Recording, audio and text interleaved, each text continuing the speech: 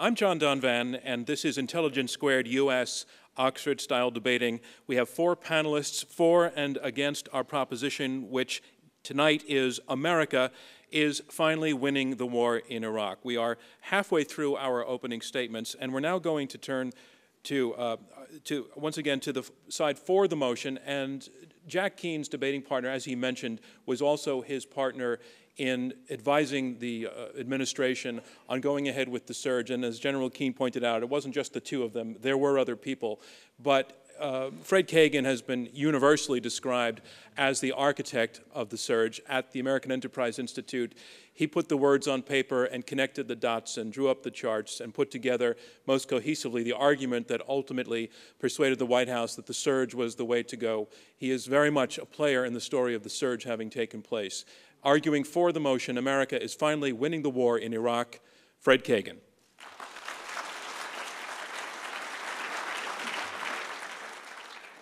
Thank you very much. It's an honor to be here. It's an honor to be talking about this extremely important topic.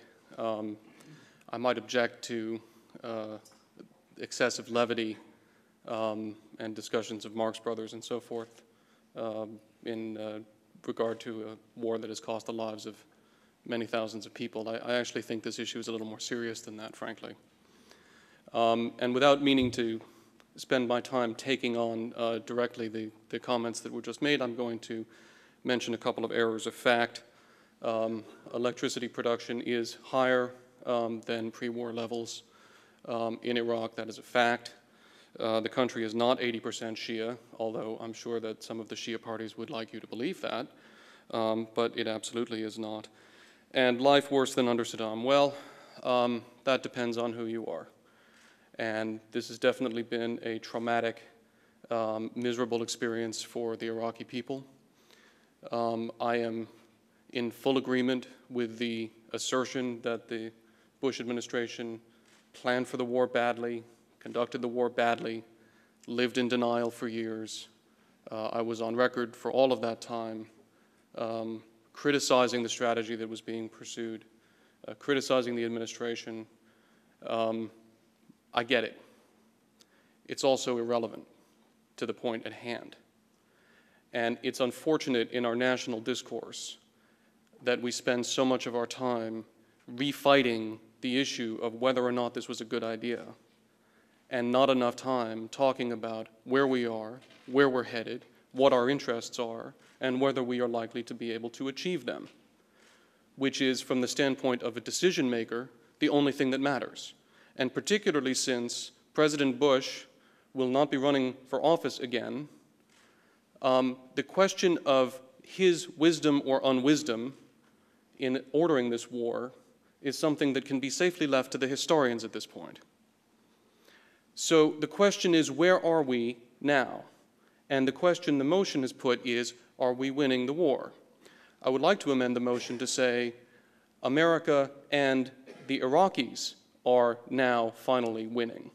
Because one of the things that has gone unnoticed is that a tremendous portion of the fighting that was done over the past 18 months was done by Iraqis, including the 100,000 Iraqi security forces that came online in a year, trained in contact with the enemy, marched directly into the fight against the enemy, both Sunni and Shia, and defeated the enemy across the board with American assistance, of course.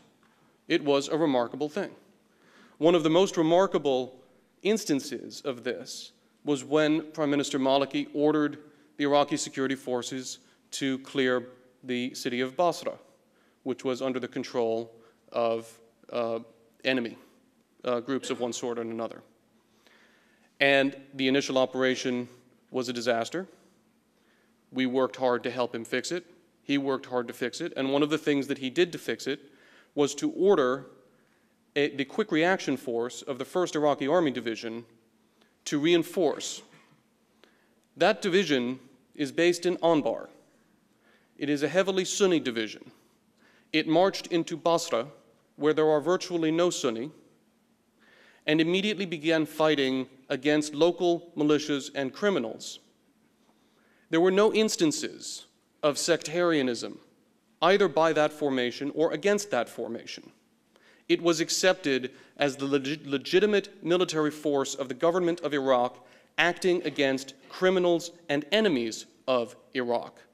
As an instance of reconciliation and what this government means to Iraqis now, there are few cases that could be more poignant than that.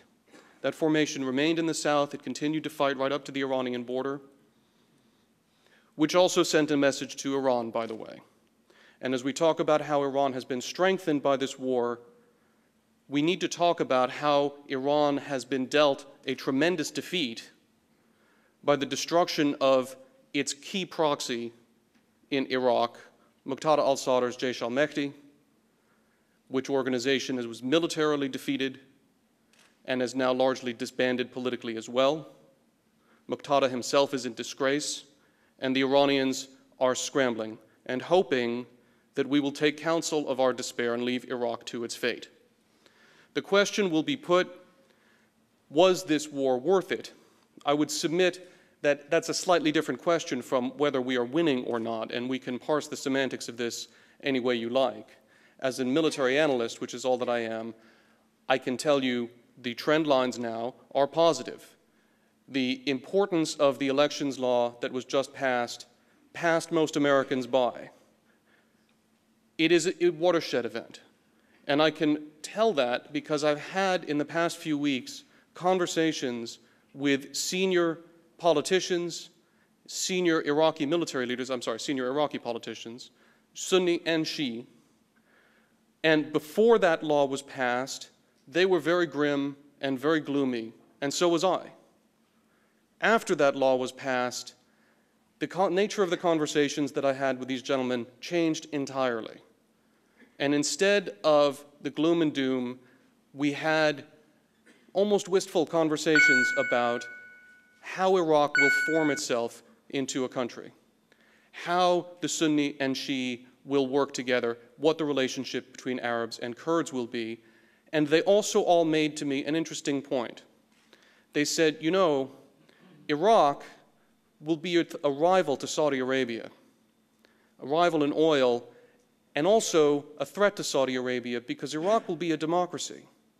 And Iraq will pose a challenge to authoritarian regimes around the region. And Iraq will be aligned with the United States. They were telling me that. Now, I believe that that's true. And I believe that it is attainable. And I think that the evidence shows that. And I think that if we are in fact headed in that direction and we can in fact make that happen, then this war will have been worth fighting. Thank you.